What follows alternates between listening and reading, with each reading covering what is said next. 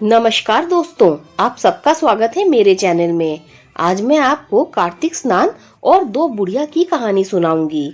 एक बुढ़िया माई थी जो चतुर्मास में पुष्कर स्नान करती थी।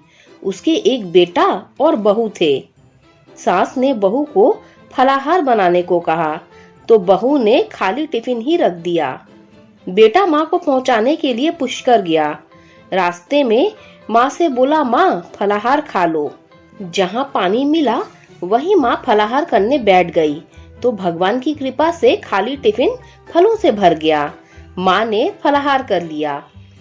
पुष्कर में माँ के रहने के लिए झोपड़ी बनाकर बेटा घर वापस आ गया। रात्रि में श्रावण मास आया। बोला, बुढ़िया माई दरवाजा खोल। तब बुढ़िया माई ने पूछा, आप कौन हैं? तो उन्होंने कहा, मैं श्रावण मास हूँ। बुढ़िया ने तुरंत दरवाजा खोला। बुढ़िया माई ने शिव पार्वती की पूजा अर्चना की, बेलपत्र से अभिषेक किया। जाते समय श्रावण मास ने बुढ़िया माई को आशीर्वाद दिया और बुढ़िया माई की झोपड़ी की एक दीवार सोने की हो गई। भाद्रपद मास आया, उसने भी दरवाजा खोलने को कहा। बुढ़िया माई ने दरवाजा खोला, सत्तू बनाकर कजरी तीज बनाई।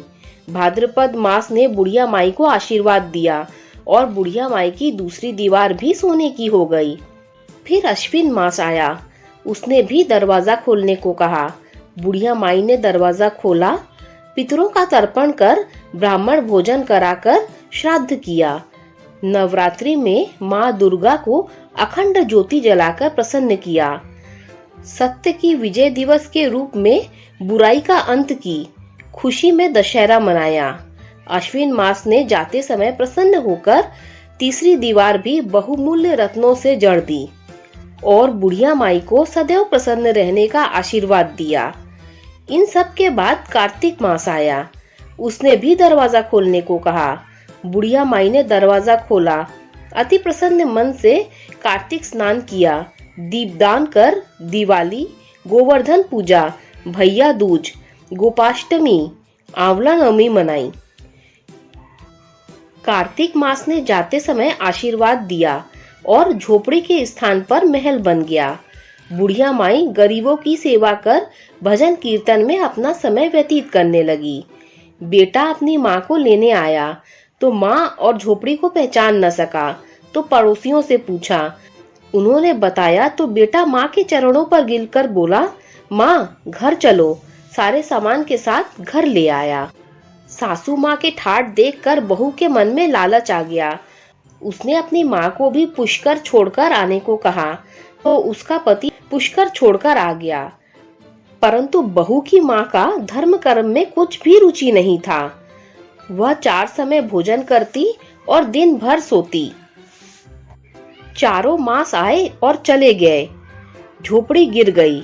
बहू की माँ गधी योनि में चली गई, क्योंकि औरत लक्ष्मी का रूप है और लक्ष्मी की तरह चंचल होना चाहिए। भगवान की पूजा और दान पुण्य करना चाहिए। बहू ने कहा, अब माँ को ले आओ। जब जवाई सास को लेने गया तो कहीं नहीं मिली। लोगों से पूछने पर लोगों ने बताया कि तेरी सास धर्म कर्म कुछ न करती थी, खाती थी और सोती थी, जिससे वह गधी योनि में चली गई। जमाई गधी को बांध कर ले आया। उसकी पत्नी ने पूछा, मेरी माँ कहाँ है? तब पति ने कहा, तेरे लालच की वजह से तेरी माँ गधी योनि में आ गई है।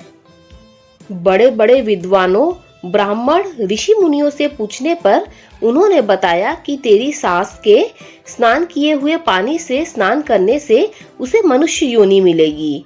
तब बहू ने ऐसा ही किया और उसकी माँ पुनः मनुष्य योनि में आ गई।